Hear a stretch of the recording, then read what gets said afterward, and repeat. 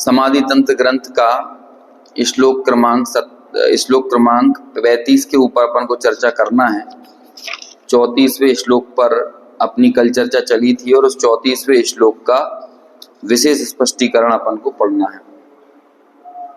Page number 70।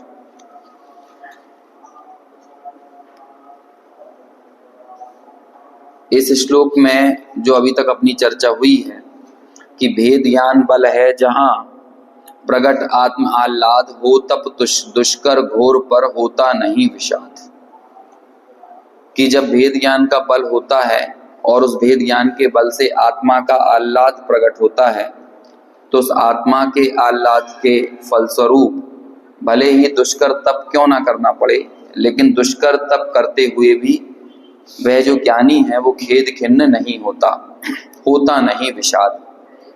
ये चर्चा अपनी आई है। अब देखिए इसमें आगे लिखते हैं 70 पेज नंबर पर विशेष स्पष्टीकरण। सुवर्ण अग्नि से तप्त होने पर भी अपने सुवर्ण पने को नहीं छोड़ता, इसी तरह ज्ञानी कर्म के उदय से तप्त होने पर भी अपने ज्ञानी पने को नहीं छोड़ता।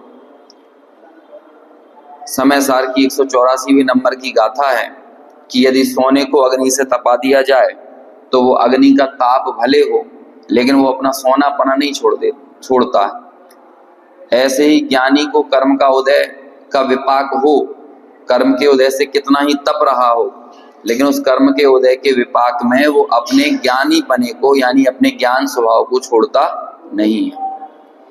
साधक की निचली दशा में सम्यक दृष्टि को रोग उपसर्गादिक आ पड़े तो अस्थिरता के कारण उसको थोड़ी आकुलता होती है और वह उनके प्रतिकार की इच्छा भी करता है, परंतु श्रद्धा ज्ञान में शरीर के प्रति ममत्व भाव का अभाव होकर उसको उनका स्वामित्व नहीं होता, वह तो मात्र उनका ज्ञाता दृष्टा रहता है। इसलिए स्वभाव दृष्टि के बल से वह जैसे जैसे आत्म स्वरूप में स्थिरता पाता है वैसे वैसे उसके वीतरागता बढ़ती जाती है और राग द्वेषादि का अभाव होता जाता है। अतः जितने अंश में वीतरागता प्रकट होती है उतने अंश में आकुलता का अभाव होता है, ऐसा समझना चाहिए।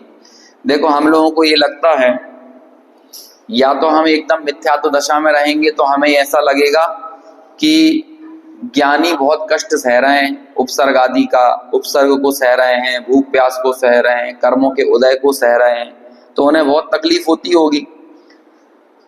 या तो हमें ये लगता है, या फिर दूसरी हमारी एकदम ऐसी धारणा रहती है कि उन्हें उपसर्ग का पता ही नहीं चलता। दोनों ही धारणाएं गलत हैं। ज्ञानी को उनके जीवन की विपत्ति का ख्याल पता ही नहीं चलता है। या तो हम तो ये सोच के चलते हैं, हमें भी अपने जीवन में ऐसा कोई सदग्रस्त व्यक्ति दिखता हो तो हमें ऐसा लगेगा अरे इनको बीमारी है तो ये इतने तकलीफ में कराह क्यों रहे हैं, इतने पीड़ित क्यों हैं। यदि इतने पीड़ित हैं तो ये इन्हें कराहना नहीं चाहिए, यदि मुनिराज हैं तो इनको तकलीफ नहीं होना चाहिए, जबकि ये दोनों ही बातें गलत हैं। अंतर की मान्यता एकदम भिन्न होती है और बाहर का परिणमन एकदम जुदा जाति का होता है। विपत्ति के काल में, आकुलता के काल में, निचली दशा में, अरे भाई किसी को यदि चौथा गुण स्थान है तो अभी निचली दशा है ना, अभी जितनी जितनी कमजोरी है उस कमजोरी में उसको यदि बीमारी हो गई तो ऐसा थोड़ी है कि वो बिल्कुल कराहे ही ना, उसकी आह ना निकले, वो तो निकलेगी। लेकिन वजनदार बात यह है कि उस विषमता में, उस प्रतिकूलता में वो श्रद्धान ये रखता है कि मैं इस रोग से न्यारा हूं। रोग को फील ही नहीं करेगा ऐसा नहीं होता है। तो उपसर्ग के काल में उनको पता ही नहीं चलता, ऐसी बात नहीं है कि कई बार अपनी ऐसी प्ररूपणा हो जाती है या हम लोग ऐसा बोल देते हैं कि नहीं उनके सिर पर सिगड़ी जल रही थी लेकिन उनको पता नहीं चला, ऐसा थोड़ी। हाँ, यदि पता ही नहीं चलेगा फिर तो अज्ञानी हो जाएगा जी। ज्ञान स्वभाव, ज्ञान का काम जानना है, ज्ञान का काम स्वपर प्रकाशक बना है, तो भैया जो भी घटना आपके साथ घट रही है तो ऐसा थोड़ी है कि वो आप उससे जुड़ क्या कहते हैं बिल्कुल पता ही नहीं चल रहा है। पता चलना अलग होता है और उसमें तन्मय होना अलग होता है। ज्ञानी को ज्ञान तो होता है लेकिन वो उसमें तन्मय नहीं होता है, और अज्ञानी तन्मय होता है। अब अज्ञानी के तो ऐसा है, उसके जीवन में वो दुख ना भी हो तब भी वो उसमें तन्मय हो जाता है। ख्याली पुलाव पका पका कर वो उसमें तन्मय हो जाता है। हम लोगों के मान के चलो, मैंने एक दिन बताया था कि हमें हमारे जीवन में दो तरह के दुख आते हैं, एक तो अनुभूत दुख है और एक मूलभूत दुख है। हम लोग अनुभूत दुख से उतने दुखी नहीं है जितने मूलभूत दुख से दुखी हैं।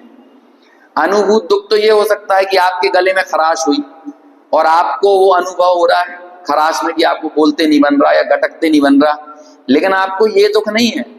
उस खराश में आप सीधे ये सोचने लगते हो कहीं ये कैंसर तो नहीं है, कहीं मेरी ये सत्ता का नाशी तो नहीं कर देगा, कहीं मेरा प्राणी तो घात नहीं हो जाएंगे। हम लोगों के वो छोटी सी वेदना में ये पड़ा रहता है कि सत्ता ही ना चली जाए। तो ये सत्ता का नाश हो जाने का जो भय है ना, ये हमारा मूलभूत भय है। ज्ञानी को जन्म का भय, वो क्या कहते हैं, ईलोक भय, परलोक भय, मरण भय, अकस्मात भय क्यों नहीं होते ज्ञानी को? क्योंकि ज्ञानी अपनी सत्ता उन चीजों से नहीं मानता है जो चीजें अनित्य हैं, जो चीजें क्षणिक हैं, जो चली ही जाने वाली हैं। और हमने अपनी सत्ता वहां मान रखी है जो चली ही जाएगी। अब जो चीज चली ही जाएगी उसमें हम अपनी सत्ता मानकर दुखी हों तो ऐसे दुख को कहेंगे ना ये तो फिजूल की मूर्खता है। भाई तुम क्यों खेद खिन्न और दुखी होते हो? छोटे छोटे से बच्चे होते हैं, घर में मेहमान आते हैं चले जाते हैं तो एक दिन दो दिन में उनसे अपना अटैचमेंट जोड़ लेते हैं, जबकि बड़े लोगों को उतना नहीं लगता है। बड़े लोग ये मान के चलें कि ये आए हैं तो एक दिन के लिए आए हैं या दो दिन के लिए आए, तो जितना ज्यादा आपके दिमाग में ये बात रहती है कि भाई ये एक दिन दो दिन में चले जाएंगे, मतलब आप उस चीज की अनित्यता को जानते हो, तो आपको उनके चले जाने पर दुख नहीं होगा। हम कहीं धर्मशाला में रुकते हैं, हम कहीं ट्रेन से कहीं यात्राएं करते हैं, तो हमें ट्रेन की सीट छोड़ने का कितना दुख होता है, क्योंकि जिस समय हम बैठते हैं उसी समय ये सोचकर बैठते हैं कि ये छूटेगी और छूट जाने में ही इसकी सार्थकता है। ऐसे ही हमारे जीवन में आने वाले जितने भी संयोग हैं भैया, वो संयोग उनका नाम ही इसलिए है जिनके जाने की तिथि नक्की हो। अब वो चले जाएं तो हमें खेद खिन्न होने की क्या आवश्यकता है? टोडरमल जी उदाहरण देते हैं कि एक पागल व्यक्ति है, धर्मशाला में लोग आते हैं तो प्रसन्न होता है और धर्मशाला से लोग चले जाते हैं तो दुखी होता है। कितना तनाव लेता है आने जाने वाले लोगों को लेके। कोई बाहर धर्मशालाओं के बाहर कोई पागल व्यक्ति बैठा हो, कितना तनाव लेगा। और वो धर्मशाला का मैनेजर बीतराग भाव से एंट्री करता रहता है, बीतराग भाव से गेट पास बनाता रहता है लोगों के जाने के, उसे तो कोई फर्क नहीं पड़ता तुम 2 दिन के लिए आए हो 4 दिन के लिए आए हो। तो क्यों नहीं होता? क्योंकि वो आने वालों की अनित्यता को जानता है। हाँ अच्छा, देखो जो अर्थ संक्रांति है ना, अर्थ संक्रांति, व्यंजन संक्रांति, ये सूक्ष्म रूप से तो श्रेणी चढ़ने के काल में भी चलती रहती है, तो वहां पर भी अर्थ बदलता रहता है। ऊपर ऊपर से आप कह दोगे कि शुद्धोपयोग है, लेकिन भीतर भीतर में अर्थ संक्रांति मतलब एक विषय से हट के दूसरे विषय पर उपयोग जाता है। और निचली दशा में तो ये संक्रांति बहुत बड़े लेवल पर होती है, 6वां 7वां गुण स्थान है। और खासतौर से वर्तमान काल की यदि बात करें तो यहाँ पर तो कोई शुद्धोपयोगी ऐसा होकर सातिशय अप्रमत्त में सवार होकर कोई श्रेणी तो चढ़ने वाला है नहीं। सातिशय अप्रमत्त मतलब अप्रमत्त गुण स्थान का वो भेद जिसमें आप नियम से ऊपर की तरफ गमन करोगे, तो यहाँ तो वो होने से रहा।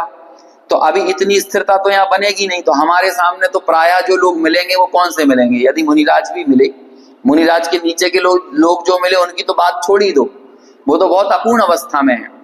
मुनिराज भी यदि मिलेंगे तो स्वास्थान अप्रमत्त वाले मिलेंगे जिनके उपयोग की स्थिरता इतनी प्रचुर नहीं रहेगी कि वो निरंतर अपने उपयोग में ही टिकाए रखें। तो जब उनका उपयोग अपने उपयोग में नहीं टिकेगा तो कहाँ जाएगा? बाहर निकलेगा। आदिनाथ भगवान ने कितने हजार वर्ष तक तप किया? 1000 वर्ष तक तप किया। 1000 वर्ष तक तप करने का, अच्छा हम लोग उसको महिमा मंडित करते हैं। 1000 वर्ष तक तप किया, हमने कितनी महिमा, 1000 वर्ष तक खड़े रहे। भैया 1000 वर्ष तक वो इसलिए खड़े रहे क्योंकि उनकी स्थिरता नहीं हो रही थी। ज्यादा खड़े रहना कोई महिमा मंडन, अच्छा कौन बड़ा है? ऋषभदेव बड़े हैं कि बाहुबली बड़े हैं? ऋषभ देव को जरूरत ही नहीं पड़ी इतना ज्यादा खड़े रहने की। उनने तो अंतर्मूर्त में बहुत अल्प समय में ही उनने अपना काम कर लिया, जिस काम करने की। अच्छा, बाहुबली भी वही काम करने निकले और भरत जी भी वही कार्य करने के लिए निकले, लेकिन हमें महिमा किसकी आती है? अपना पूरा जो है ना, अपनी थिंकिंग प्रोसेस बहुत गलत है। हमें उपसर्ग सहने वाले लोग बड़े लगते हैं, और जिसने उपसर्ग नहीं सहा वो लोग लगता है तुमने कछु सहा ही नहीं है तो तुम का जानो, है ना, ऐसा लगे तुमने उपसर्ग। आप ये बताओ, जेल में रहने वाला आदमी अच्छा लगता है आपको, कि जो व्यक्ति कभी जेल गया ही ना हो वो अच्छा लगेगा? यदि कोई व्यक्ति जेल गया है, वो इस बात का प्रतीक है कि इसने अपराध किया है। अपराध का सूचक है कोई व्यक्ति यदि अपराध का फल भोग रहा है, तो जेल में जाना अपराध का फल है, और अपराध का फल इस बात को सूचित करता है कि इस व्यक्ति ने पूर्व में अपराध किया है। तो जिसने पूर्व में अपराध किया हो और वर्तमान में अपराध का फल भोग रहा हो, हमारे मन में उसके प्रति क्या इमेज रहती है? तो जो व्यक्ति उपसर्ग सह रहा है वो पूर्व के कर्म का फल है कि नहीं, मतलब पूर्व के अपराध का फल है कि नहीं? जिनके जीवन पर उपसर्ग हो रहा है, कहीं ना कहीं कोई विराधना की होगी, कुछ असाधना की होगी, तभी तो उपसर्ग आ रहा है। यदि नहीं की होती तो उपसर्ग क्यों आता? इस अपराध का फल है उपसर्ग। तो जिसके जीवन पर उपसर्ग नहीं आ रहा है, तो इसका मतलब क्या हुआ कि इन्होंने कोई अपराध ही नहीं किया है पहले। जब अपराध नहीं किया तो इनके जीवन पर उपसर्ग नहीं आ रहा है, तो हमारे दिमाग में क्या इमेज बनना चाहिए? लेकिन हम लोग बड़प्पन किससे मानते हैं कि तुमने कितने उपसर्ग सहे, तुमने कितने दुख सहे, तुमने कितने कष्ट सहे, इस बात से। ऐसे ही कोई मान के चलो 1000 वर्ष तक खड़ा रहा, तब कर रहा है, बेलें चढ़ गई, तो ये क्या बात का सूचक है?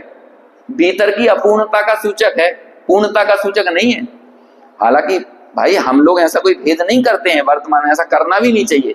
मैं तो सिर्फ बता रहा हूं कि हम बाह्य क्रिया से किसी को बड़ा नहीं माने, क्योंकि बाह्य क्रिया से धर्म का कोई संबंध नहीं है। कोई 1000 वर्ष तक खड़ा हो, कि 1 वर्ष तक खड़ा हो, कि 2 महीने खड़ा हो, खड़े तो सब इसके लिए है ना कि वो कार्य सिद्ध होना चाहिए। इससे आपको क्या फर्क पड़ता है कि कोई कितने वर्ष तक खड़ा हुआ है? केवल ज्ञान रूपी कार्य की सिद्धि के लिए ही सब लोग निर्ग्रंथ दिगंबर दीक्षा धारण करके और अपने स्वभाव की स्थिरता प्राप्त करने के मार्ग पर आगे बढ़े, इसी काम के लिए बढ़े। आप लोगों को कभी ये लगता है, जैसे आज के समय में तो नहीं होता, पहले बहुत होता था कि गैस की टंकी लेने जाओ तो लाइन में लगना पड़ता था, है ना, तेल लेने जाओ, आज भी लगते हैं लोग, कई जो राशन वासन बंटता है तो वो लोग लगते हैं। तो भाई कोई व्यक्ति राशन लेने के लिए गया, या आप लोग डी मार्ट जाते हो, तो डी मार्ट में आपके सामान लाने की वैल्यू कब ज्यादा है? जब आपने बिलिंग ज्यादा लंबी लाइन में लग के करवाई है, कि आप सीधे बिलिंग करके लौट के आ गए। बोलो अच्छा माल कौन सा है? अरे मेरा माल विशेष है, मैंने ये जो खरीदी ना, शक्कर पत्ती, दाल चावल, जो भी आप खरीद के लेकर आए, और आपको मेरी दाल चावल का स्वाद विशेष है क्योंकि मैंने लंबी लाइन में लगकर ये लेके आया हूं, तब आपके स्वाद ज्यादा आएगा कि आप सीधे आ जाओगे। अरे भाई, मूल चीज प्राप्त होना चाहिए। लंबी लाइन में लग के प्राप्त करो कि छोटी लाइन में लग के प्राप्त करो? लंबी लाइन में लगे हो तो ये कोई महिमा मंडित चीज नहीं है। ऐसे ही किसी ने 1000 वर्ष की लंबी लाइन में लगकर केवल ज्ञान प्राप्त किया, तो ये कोई महिमा मंडन की चीज नहीं है। ये अपूर्णता को बताता है कि वो स्थिर नहीं हो पा रहे थे। तो स्थिर नहीं हो पा रहे थे तो मतलब क्या हो रहा था? छठा सातवां, छठा सातवां, छठा सातवां, यही गुणस्थान चल रहा था। यदि इससे ऊपर निकल लिए होते, अंतर मुहूर्त से ज्यादा यदि 7वें में रह गए होते, तो क्यों 1000 वर्ष लगते? तो आप विचार करो कि 1000 वर्ष में कितनी बार छठा सातवां, कितनी बार छठा सातवां हुआ होगा? अनगिनत, असंख्यों बार छठे सातवें में। हालांकि बाहुबली भगवान को ऐसा क्षोभ नहीं होता होगा। क्यों? क्योंकि वो ठीक है, भले छठवें में आए, लेकिन छठवें के बाद फिर क्षण क्षण में अंतर्मुखों को फिर वही गटक के आ जाते थे, फिर वही शुद्धोपयोग को गटक के आते थे, फिर वही लेके आ जाते थे, तो फिर वही आनंद। तो भीतर में कोई क्षोभ नहीं है। ये वाली जो गाथा है ना, ये यही बता रही है कि तप दुष्कर नहीं लगता जिसके भेद ज्ञान होता है। अब बाहुबली भगवान को ये कोई दुष्कर नहीं लगा कि मैं 1000 वर्ष तक खड़ा हूं।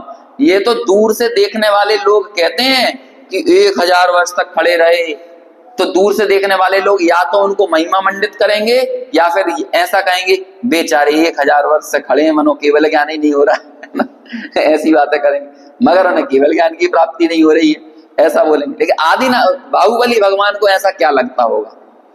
उन्हें क्षोभ नहीं होता। पता वो क्षोभ नहीं होने की वजह क्या है?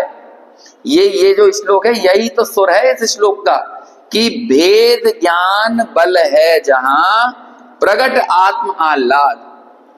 अब आत्म आह्लाद हो, अब आप इस चीज को सब जगह घटित करो कि अणुव्रत किसी के लिए कष्टकारी हो जाएंगे क्या? महाव्रत किसी के लिए कष्टकारी होंगे क्या? किसी के लिए समिति का पालन करना, गुप्ती का पालन करना, शिक्षा व्रत का पालन करना, दिग्व्रत का, देशव्रत का क्यों दिक्कत की बात होगी उसके लिए? आपकी दुकान अच्छी चलती हो और आपसे कहा जाए कि जाओ थोड़े से अपने रिश्तेदारों की शादी है, चले जाओ उसमें, तो आपको कैसा लगेगा? रिश्तेदार की शादी में जाने को कोई बोले, अब भैया इधर सीजन का समय चल रहा है, दुकान चल रही है इतनी बढ़िया, और तुम रिश्तेदार की शादी में बोल रहे हो। अब ऐसे समय में आपको बोल दे चलो भैया तुम्हें रिश्तेदार की शादी में नहीं जाना ना, तो एक ही तरह से नहीं जा पाओगे। वो क्या है, दिग्व्रत ले लो, तो फिर वो क्या बोलेगा? हाँ अरे कितनी बढ़िया चीज है ना, अरे हम तो भैया अपनी बढ़िया दुकान चलाएंगे, कोई दिग्व्रत देशव्रत दे दे तो कितने आनंद की बात है। उसे आनंद आएगा इसमें, उसे दुख नहीं लगेगा। अरे यार हमें काय को दिग्व्रत दे दिया, हम भी चलो शादी ब्याह में जाते। क्यों? अरे यहाँ इनकम होगी, यहाँ लाभ होगा। जब हम जहां पर अपना लाभ जानते हैं वहां पर प्रवर्तने में हमको दुख होता है कि सुख होता है? अब ऐसे ही मान के चलो जैसे आत्म लाभ की प्राप्ति हो गई हो, तो वो आत्म लाभ उसका उपयोग में ही प्रवर्त रहा हो, तो अब ऐसे व्यक्ति को उपयोग का बहिर्गमन जिससे होता हो, ऐसी अवृत्ति से छुड़ा दिया जाए तो उसको दुख होगा कि सुख होगा? सुख होगा। अविरति जाने पर आनंद आएगा ना उसको, कि देखो कितना मंगल हुआ कि मेरे जीवन में दिग्व्रत आ गया, देश व्रत आ गया, अनर्थ दंड व्रत आ गया, है ना। सारे के सारे व्रतों में जब भी कुछ होगा, हर एक व्रत वो तो कदम कदम पर बस एक इस भावना को भाता हुआ आगे बढ़ेगा कि मान के चलो कि अब तो मेरे को पूर्ण शुद्धोपयोग की तरफ आगे बढ़ना है। एक बड़ा सुंदर वाक्य आता है, गृहस्थ धर्म मतलब क्या? मुनि धर्म का शिलान्यास, है ना। मुनि अवस्था का क्या है? शिलान्यास है। गृहस्थों का जीवन ऐसा होना चाहिए कि हमें भविष्य में भैया ये वही शिला है, हमने वही आधार शिला स्थापित कर दी अपने गृहस्थ जीवन में कि आगे जाकर यही मुनि जीवन की इमारत बनेगी। एक बहुत अच्छी लाइन आती है नियम सार में मुनि राजों के लिए, बहुत बहुत सुंदर लाइन है। मुनि राजों के वैराग्य को क्या कहा है? मुनि राज के वैराग्य को कहा, सहज वैराग्य रूपी महल के शिखर के शिखामणि। क्या कह रहे हैं मुनि राज को? सहज वैराग्य रूपी महल के शिखर के शिखामणि। काय का महल है? सहज वैराग्य का महल। और सिर्फ महल नहीं है, सहज वैराग्य रूपी महल का शिखर है। और सिर्फ शिखर नहीं है, बल्कि सहज वैराग्य रूपी महल के शिखर का शिखामणि है। शिखर पर चढ़ने वाली जो मणि होती है ना, तो ऐसे मुनिराज का जीवन मतलब जिसे देख के ही हमें क्या दिख जाए कि वैराग्य दिख जाए, कण कण में वैराग्य दिख जाए।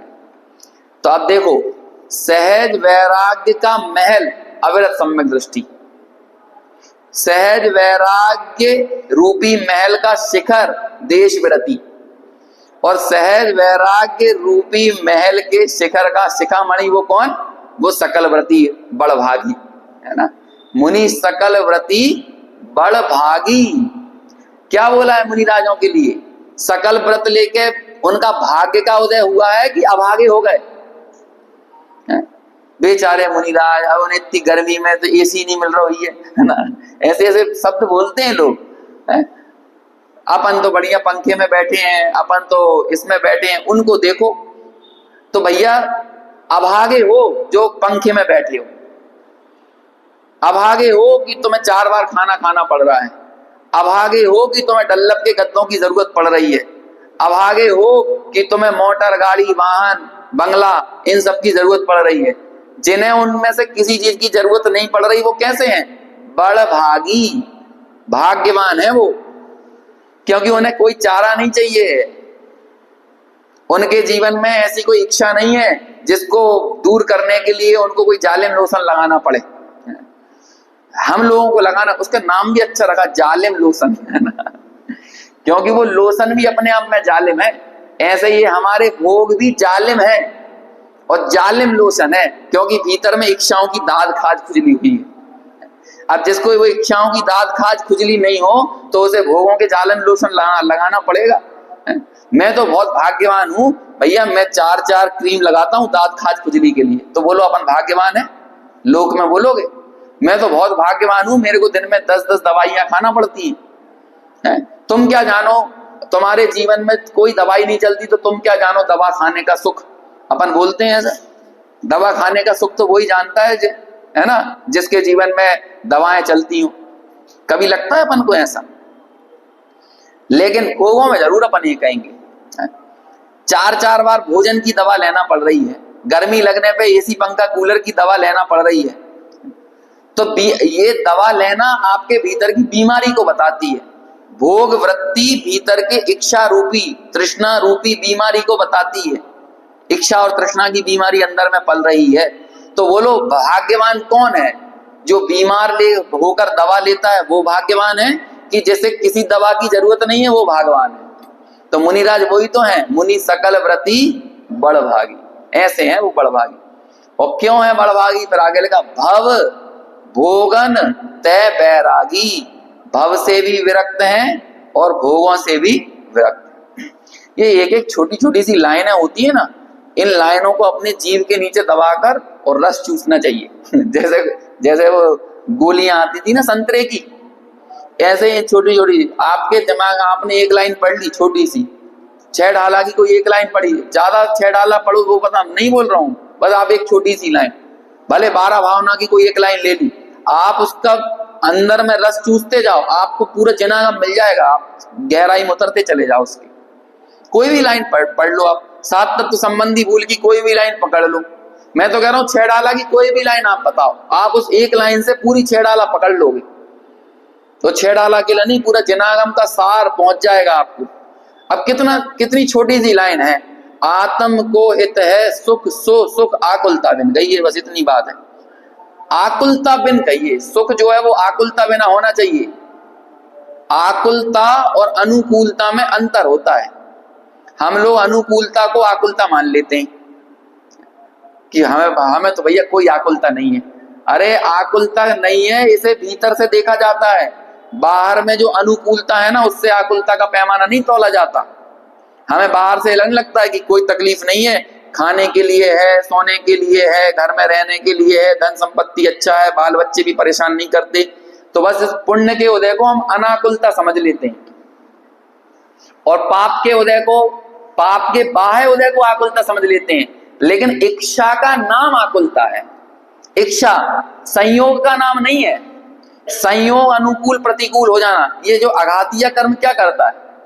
अघातीय कर्म सिर्फ संयोग देन जुटाने और हटाने वाली चीज का नाम है अघातीय कर्म। संयोग अच्छे लगना, संयोग बुरे लगना, इसमें तो मोहनीय निमित्त है, इसमें वेदनीय निमित्त नहीं है। और हम लोग वेदनीय को बहुत बड़ा मानते हैं, सुख साता हो, सुख साता हो, साता से सुख का संबंध मानते हैं, जबकि सुख का संबंध किससे है? आत्म को हित है सुख सो सुख आकुलता बिन कहिए, इससे संबंध है। अब इतनी सी लाइन आप विचार करते जाओ, आपको 7 तत्व संबंधी भूल मिल जाएगी। ऐसी कोई भी लाइन, ऐसे ही यहाँ पे आप विचार करो, मुनि राजों के लिए कहीं भी आगम की एक पंक्ति बताओ जिसने मुनि राजों के कष्ट को महिमा मंडित किया हो।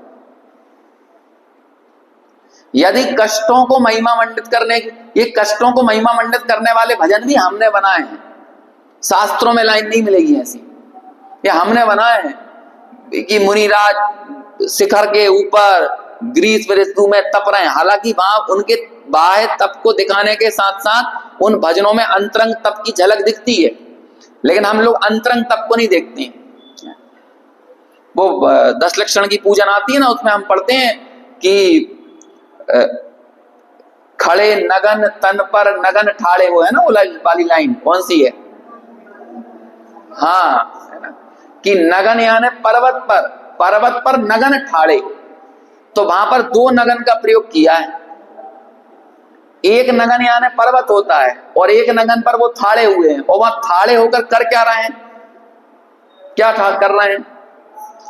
कि भाई वहां पर भी जो उनका आत्म स्थिरता, आत्म साधना जो चल रही है ना, उसकी वैल्यू है। और एक दूसरा अर्थ ये होता है, एक नगन का मतलब तो होता है द्रव्यलिंग, और एक नगन का मतलब होता है भावलिंग।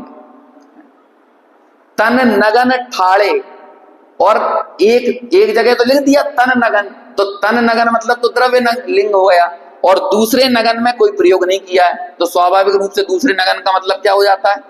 भावलिंग, भाव निर्ग्रंथता। और भाव निर्ग्रंथता का मतलब होता है भीतर से कषाय आदि का अभाव होना।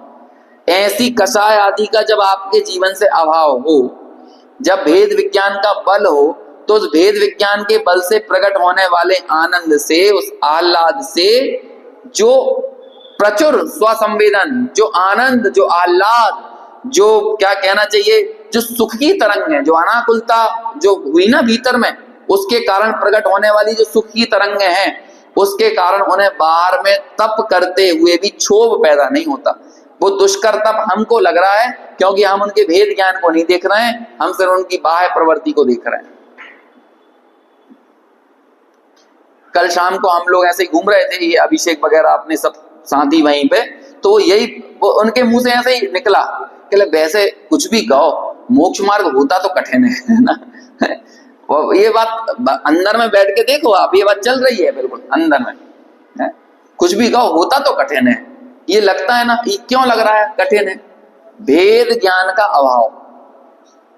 और यहां पर बात, जब तक आपको आनंद नहीं लगेगा, आप बुद्धि में इस बात का निर्णय नहीं करोगे कि मोक्ष मार्ग आनंद का नाम है, मोक्ष मार्ग कठिनाई का नाम नहीं है, तो आनंद नहीं दिखेगा तो आप उस रास्ते पर क्यों जाओगे?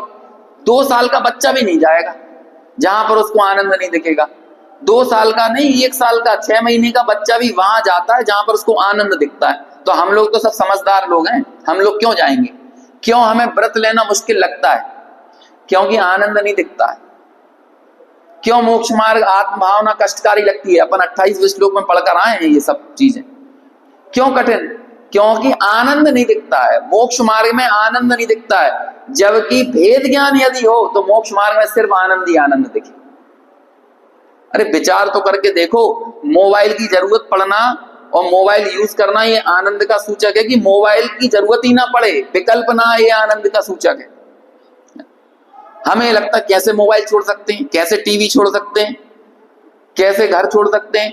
अरे जिसे वो भेद ज्ञान का बल, जिसने इन शरीर आदि को, परिवार को, संपत्ति को, गृहस्थी को अपने स्वरूप से भिन्न माना है।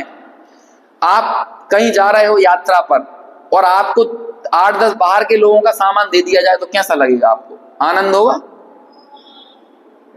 आपको बोल दिया जाए, आप यहां से सम्मेद शिखर के लिए यात्रा पर निकले और आपसे बोला कि भैया ये वाला सामान रास्ते में तुम जा रहे हो तो ये वाला सामान सतना में उतार देना, उसके बाद ये वाला सामान इलाहाबाद में उतार देना, उसके बाद ये बनारस में उतार देना, उसके बाद ये वाला गया में उतार देना, तो ये सारे हमारे रिश्तेदारों का सामान ले जाओ और इन जगहों पे उतार देना। बोलो कितना आनंद आएगा। अब व्यावहारिकता में अपन मना नहीं कर पाए उनसे और रख लिया सारा सामान। अब लेकिन मुझे इतना बताओ कि जब आप वो सामान उतारते जाओगे तब कितना दुख होगा? दुख होगा कि सुख होगा? चलो भैया सतना आया, एक के सामान की डिलीवरी हुई, उसकी फुरफुर। चलो इलाहाबाद आया तो एक और के सामान की डिलीवरी हुई। हम तो निर्भर होते जा रहे हैं, निर्भर होते जा रहे हैं, हो रहे हैं कि नहीं? ऐसे ही जिसके भेद ज्ञान का बल हो, जिसने ये मान लिया मेरा सामान क्या है, मेरा स्वरूप, मेरे ज्ञानादि अनंत गुण यही मेरा सामान है, इसके अलावा मेरा कोई सामान नहीं है। अब आपके ऊपर सामान डाल दिए गए हों, ये मकान, ये दुकान, ये गृहस्थी, ये परिवार, ये कुटुंब, ये रिश्ते नातेदार, ये फलाना, ये ठिकाना, बोलो वो मोक्ष मार्ग में आगे बढ़ता जाए और वो बीच बीच में सामान उतारता चला जाए तो उसे दुख होगा कि सुख होगा? इतना बता दो। तो मोक्ष मार्ग कष्टकारी है कि आनंदकारी है? जब तक आनंद दिखाई नहीं देगा ना, मोक्ष मार्ग में कोई बढ़ेगा नहीं।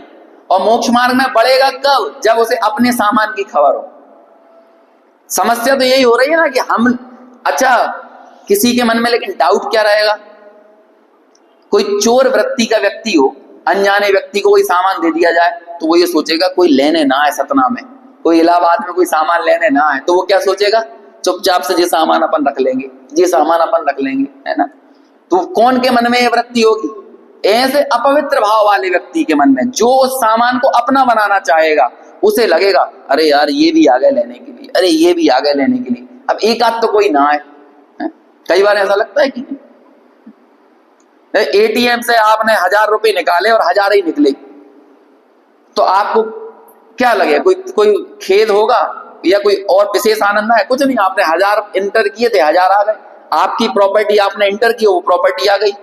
अच्छा, ऐसी भावना कौन करेगा? कई बार 1000 डाले 1000 ही आए, कभी 500 रुपए ज्यादा भी दे दिया करें। कभी ऐसा लगता है, कभी एटीएम से क्या जब निकालो तब 10,000 डालता हूँ 10,000 आते हैं, 500 रुपए ज्यादा मांगने की कौन की वृत्ति रहेगी? जो अपनी संपत्ति पर फोकस ना करे और अन्य की संपत्ति को अपना बनाना चाहे, वो मन में खेद खिन्न रहेगा कि ये मेरे को क्यों छोड़ना पड़ रहा है। गुमास्ता सेठ का उदाहरण देते हैं टोडरमल जी। ईमानदार गुमास्ता सेठ क्या है कि शाम के समय भाई उसने 1 लाख का व्यापार किया। गुमास्ता सेठ है ना मुनि, आज के समय में मैनेजर है ना, बैंक मैनेजर वगैरह जो होते हैं वो क्या है, आज बैंक मैनेजर ने 10 लाख रुपए का ट्रांजैक्शन किया, 1 करोड़ का ट्रांजैक्शन किया, शाम को उसका क्या काम होगा? वो भी कैशियर वगैरह जो भी है, क्या है, अरे 1 करोड़ रुपए का प्रॉपर हिसाब मिला के जिसकी संपत्ति वहां दे दे, और उसकी जो पूंजी है, उसकी जो सैलरी है, जो तनख्वाह है, अपना ध्यान उस पर केंद्रित करे, तो उसे क्या क्षोभ होगा वो 1 करोड़ रुपए देने में? बताओ। मुनीम ने दुकान पर 1 लाख 2 लाख का व्यापार किया, शाम को वो 2 लाख रुपए मूल सेठ को दे दिए, जो सेठ है उसका, उसे कितना दुख होगा 2 लाख रुपए देने में? जिसकी चीज थी उसको दे दी, दुख किसको होगा? जो उस 2 लाख में से कुछ अपना बनाना चाहेगा, उसे लगेगा कि सेठ जी भूल तो जाए, सेठ जी की थोड़ी सी विस्मृति हो जाए, 2 लाख में से 10-1 हजार मैं बचा लूं, ऐसी भावना उसके होगी ना। वो तो ये देगा भैया 2 लाख सेठ जी आपके रहे और आज दिन भर की मेरी 2000 रुपए की पगार है, आपने 2000 की पगार मुझको दे दी, तो वो अपने 2000 रुपए की पगार को अपनी संपत्ति मानकर संतुष्ट होकर विचरण कर रहा है। अपनी संपत्ति का ख्याल जिसको आ गया उसे असंतुष्ट नहीं बना सकता कोई, और दूसरे की संपत्ति को हड़पने वाले भाव वाला व्यक्ति कभी संतुष्ट हो नहीं सकता है। ऐसे ही संसारी जो भेद ज्ञान के अभाव में जी रहा है, उसे संतुष्ट बनाने वाला कोई है नहीं। और जो भेद ज्ञान से सहित अपने स्वरूप की संपत्ति को प्राप्त कर चुका है और अपने ज्ञानादि गुणों को ही निज संपत्ति मानता है, उसे कोई दुखी कर सकता नहीं है। और जो अपने ज्ञानादि गुणों की संपत्ति में प्रवर्तता है, ऐसा व्यक्ति बाह्य द्रव्यों का जब त्याग करता है तो उसे दुख नहीं होता, उसे आनंद की ही वृद्धि होती है। और मोक्ष मार्ग में अविरति का त्याग मतलब पर की संपत्ति से निवृत्त होते चले जाना है, बस, और कुछ नहीं। तो वो दुख का कारण है कि सुख का कारण है? सुख का कारण है, आह्लाद का कारण। इसे यहाँ बोल रहे हैं भेद ज्ञान बल है जहां। कितना कितना सुंदर पद है। मतलब आप तो दिन भर ये आदमी अपन अपने जवान पर रख के इसको चूसते रहो, है ना, इसका रस लेते रहो। पद्यानुवाद भी बहुत अच्छा है। भेद ज्ञान बल है जहां प्रगट आत्म आह्लाद। प्रगट है वो आत्मा का जो आह्लाद है, जो आनंद है, वो प्रगट है, छुपा हुआ आह्लाद नहीं है। प्रगट आत्म आह्लाद हो तप दुष्कर घोर पर, भले वो घोर तप सहत करता हो, दुष्कर तप करता हो, लेकिन इसके बावजूद भी होता नहीं विषाद। उस व्यक्ति को विषाद नहीं होता। अपनी संपत्ति को जानो, अपनी स्वरूप संपदा का निर्णय करो। ऐसी स्वरूप संपदा का निर्णय करने के बाद कोई आपको दुखी बना दे, आकुल कर दे, परेशान कर दे, वो सवाल ही पैदा नहीं होता है। इसलिए भेद ज्ञान के बल के माध्यम से मोक्ष मार्ग में आगे बढ़ना यही ज्ञानी के लिए श्रेयस्कर है। लेकिन जब तक अपूर्णता रहती है तो बाहर में उसके यथोचित थोड़ी सी प्रतिकूलताओं के काल में उसका वेदन होता हुआ देखा जाता है। उसके उपचार करने का, उससे निवृत्त होने का उपाय भी करता है, लेकिन अंतर में अपने को कर्म उदय से एकदम भिन्न अनुभव करता है। ऐसी ज्ञानी की वृत्ति होती है। देखिए नीचे वाला पैराग्राफ, स्वरूप में ठहरना और चैतन्य का निर्विकल्प रूप से प्रतपन होना, अर्थात आत्मा की शुद्ध पर्याय में वीर का उग्र प्रतपन वह तप है।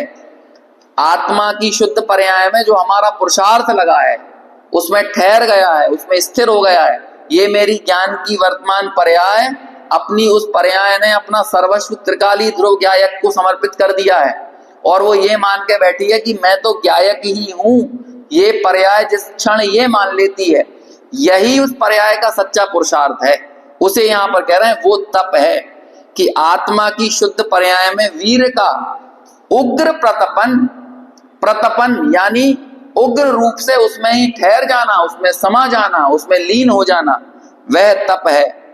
ऐसी समझ और स्वरूपाचरण के कारण ज्ञानी उदय में आए हुए प्रतिकूल संयोगों से खेद खिन्न नहीं होता। मुनि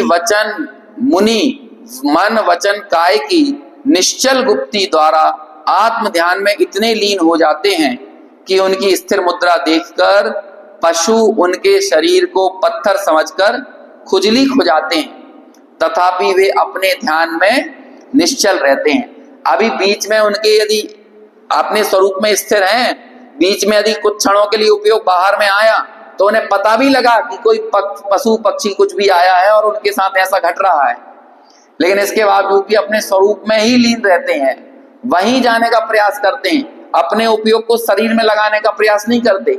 स्वाभाविक रूप से उपयोग वहां चला जाए तो अपने उपयोग को वहां से समेटकर अपने ज्ञायक में ले जाने के लिए ही पुरुषार्थवंत रहते हैं।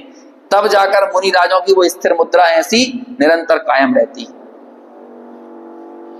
इसलिए अतीन्द्रिय आनंद में झूलते ज्ञानियों को तपश्चर्या आदि का कष्ट नहीं लगता। अपने दिमाग से ये बात बिल्कुल निकाल देना कि मुनिराज को तपश्चरण आदि करने पर बहुत तकलीफ, बहुत कष्ट, बहुत वेदना होती होगी। कष्ट नहीं, आनंद की वृद्धि करने वाला, आनंदोत्पत्ति का कारण है, क्योंकि भीतर में भेद ज्ञान का बल है और उस भेद ज्ञान के बल से प्रगट आत्म आह्लाद, आत्मा का आह्लाद, आत्मा का आनंद प्रगट रूप से वो वेद रहे हैं। बोलो मुनिराज क्या खाते हैं? भोजन ग्रहण करते समय क्या खाते हैं? अपनी स्वरूप संपदा को ही भोगते हैं। आपको लग रहा है वो भोजन को भोग रहे हैं, लेकिन उस काल में भी वो किसको भोगते हैं? स्वरूप को। और उपसर्गों के काल में किसे भोगते हैं? उपसर्गों को भोगते हैं कि वहां भी अपनी स्वरूप संपदा को भोगते हैं।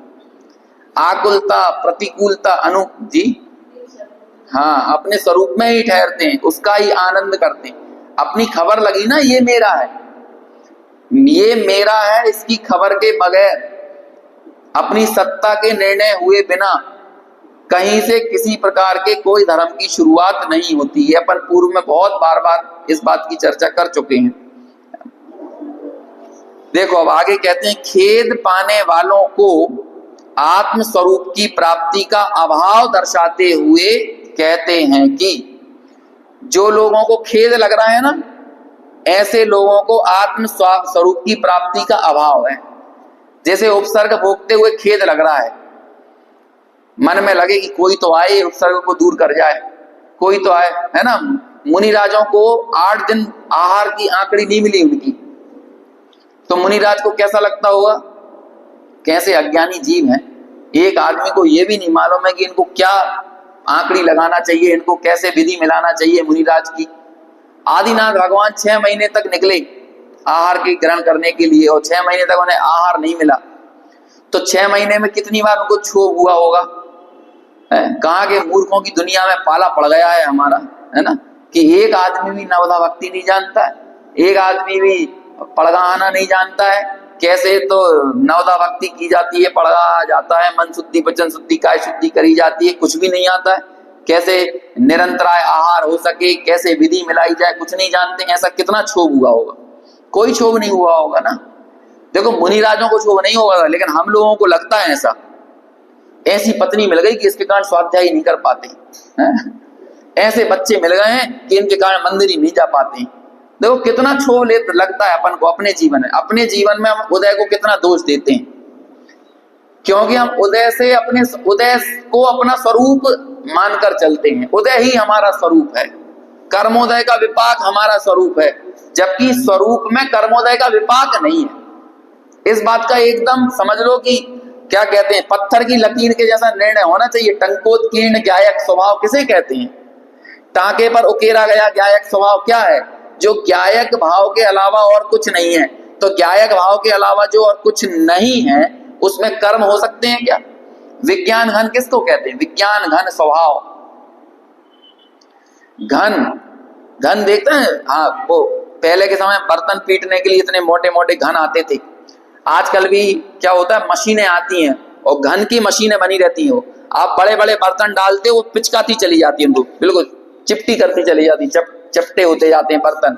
आप इतना बड़ा गुंड गगरा जो भी होते हैं ना, आप उस मशीन में डालो, वो घन क्या करेगा, उसको पिचला देगा। क्यों पिचला देता है वो? क्योंकि वो इतना पावरफुल है कि वो किसी अन्य को अपने भीतर प्रवेश होने नहीं देता, बल्कि वो उल्टा जिसके ऊपर पड़ता है ना, उसको ही पिचल देता है, क्या करते, कुचल देता है। क्यों कुचल दिया उसने?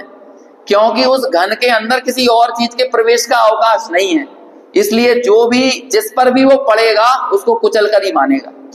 ऐसे ही ये विज्ञान घन स्वभाव, जिसे उस घन स्वभाव का निर्णय हो, उस घन स्वभाव के सामने आश्रवादी भाव कुचले बिना रहेंगे नहीं, वो कुचल ही देगा। वो कर्मोदय के विपाक को भी कुचल देगा, और कर्मोदय के विपाक को जब कुचलेगा तो उस कर्मोदय को अपने रूप मानकर कुचलेगा कि अपने से भिन्न मानकर कुचलेगा? भिन्न ही तो मानकर कुचलेगा। यदि वो उसका हिस्सा होता तो क्यों कुचल देता? नहीं कुचलता ना, अपना ही हिस्सा हो यदि। ऐसा विज्ञान घन स्वभाव है मेरा।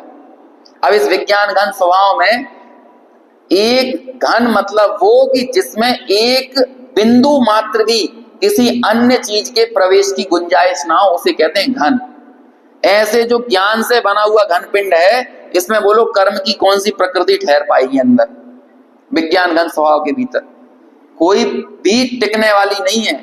ऐसे विज्ञान घन स्वभाव का जिसको निर्णय हो, उस व्यक्ति के भीतर में कोई कष्ट प्रवेश करके बताए, क्योंकि कष्ट को देने वाला कर्म के उदय का विपाक है, और मैं तो कर्म के उदय के विपाक से रहित हूं।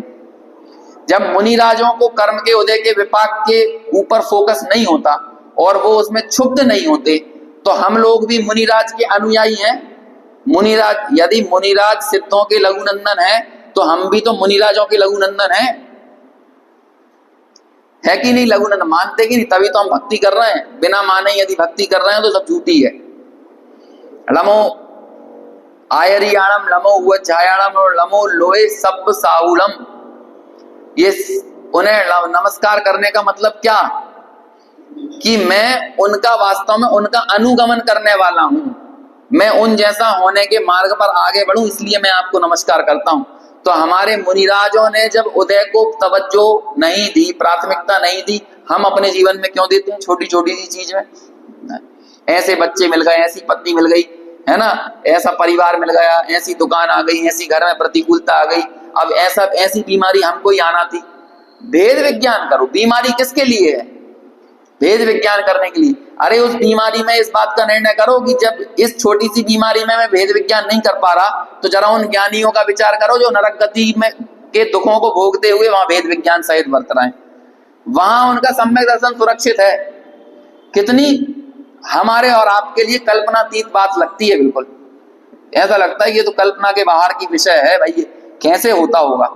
हम लोग तो यहाँ जरा सी प्रतिकूलताओं में भेद विज्ञान की धारा को सबसे पहले छोड़ देते हैं, और कहा एक क्षण के लिए वहां पर अनुकूलता नहीं है, अनुकूलता का एक समय का प्रसंग नहीं है। उसके बावजूद भी वहां पर वे नारकी जीव असंख्यातों, एक दो नहीं, असंख्यातों भेद विज्ञान की धारा सहित वर्त रहे हैं। और इस वाले श्लोक को जो हमने अभी पढ़ा ना, इसको वहां पर अप्लाई करो।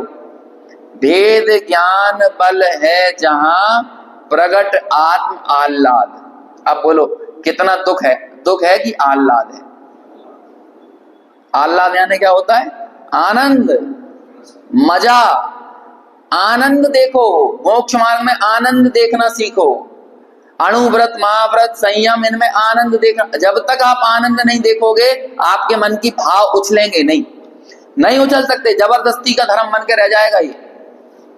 और हमारे लिए जबरदस्ती का धर्म इसीलिए है, हमें सब ये रस्म अदायगी के लिए नहीं है ये जिन शासन। यदि भीतर में मुनि बनने का भाव नहीं जागता है ना, आपके मन में विकल्प नहीं आता है गृहस्थी छोड़ने का, यदि ये भाव पैदा नहीं होता है कि एक दिन ऐसा आए कि जब मैं इन संयोग आदि में जो निज बुद्धि करके अपनी कमजोरी के कारण मैं ठहरा हुआ हूं, इनमें मैंने जो सुख बुद्धि मान रखी है, जब तक भीतर में एक क्षण के लिए बिजली नहीं कौंधती हमारे मन में कि इनमें सुख नहीं है और मोक्ष मार्ग में आनंद है, मुनि राजों का चित्र यदि कहीं पर दिखे तो आनंद दिखना चाहिए, भगवान यदि दिखते हैं तो उसमें आनंद दिखना चाहिए, व्रत आदि की बात सुनने पर आनंद दिखना चाहिए, वहां पर दुख नहीं दिखना चाहिए। यदि दुख दिखेगा तो उसे ग्रहण करने का भाव कभी पैदा नहीं हो पाएगा।